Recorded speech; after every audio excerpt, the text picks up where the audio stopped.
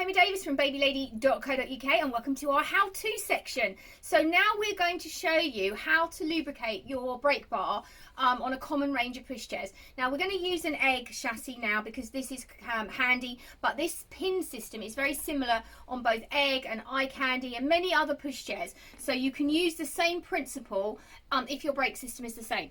So what I'm going to do is I'm going to turn our chassis on its side a little bit like this so you can actually see what I'm talking about. So I'm going to take the wheel off. Now what I mean by this type of braking system is a pin like this that comes out. You see that? This little pin.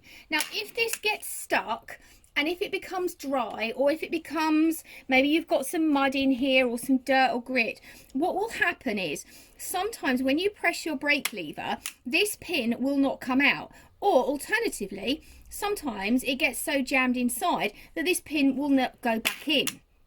So consequently, you have an issue with your braking system where it won't actually work. Now this is quite a simple fix in most instances.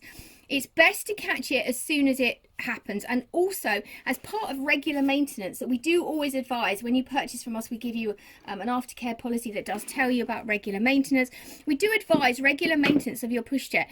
Generally every 3 months or so you should check things like this, but it's a simple fix. Now you can use a silicone lubricant, which is the best thing to use on these. Do not use WD-40, do not use grease or anything like that, because particularly WD-40 is toxic and we don't want to be using it around babies.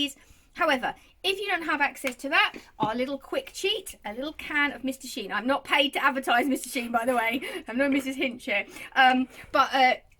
Basically, Mr. Sheen is a silicone lubricant. The reason we suggest this, because we know that this is based with only silicone, well, not only silicone, but it has silicone, and it won't harm your baby or your pushchair. So how you would use this is, what you would do, if you can see this, is we're going to spray around the brake bar with this lubricant, and then what we're going to do is we're going to keep clicking, because what we want is we want this lubricant to work its way in. And what you do is you remove some but not all. So can you see that lubricant is still sitting on that pin?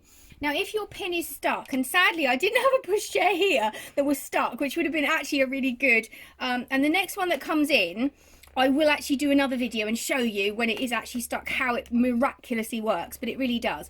So all you do, and you do this both sides, so you do it one side, put your wheel back on, and then also do the other. Now it is very important with these pins, if these pins get bent, this is not a very long pin, but some of them are longer than this, you can end up damaging your wheel section in here, because how this brake works, when this pin comes out, it locates into here.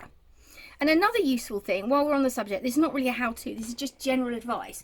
If you have a pushchair like this with a pin system, when you put the brake on, if we put the wheel back on, you need to make sure that that brake can easily go into one of those segments, one of those little holes. If it doesn't easily go on, just move the pushchair forwards a tiny bit, because if you keep forcing it to try and go, if I take this back off, you'll see, if you keep forcing it to go where there isn't a hole, you could end up damaging the cogs. And some pushchairs, these cogs are pretty solid, so they'd be quite hard to damage, but some of them aren't quite as solid. So this type of pin system, as I said, is common to many of the pushchairs we sell. Eye Candy use it, and this is an egg. There's loads and loads of others. So if you have this type of pin system, try lubricating it and keep it regularly moving, and that will help keep your pushchair working in tip-top condition. So I hope you enjoyed this little how-to from babylady.co.uk. If you do have any more questions, if you've got any more how-tos, if you want us to show you other how-tos, do message us via any of our social channels and we'll try and help. Thanks for watching today.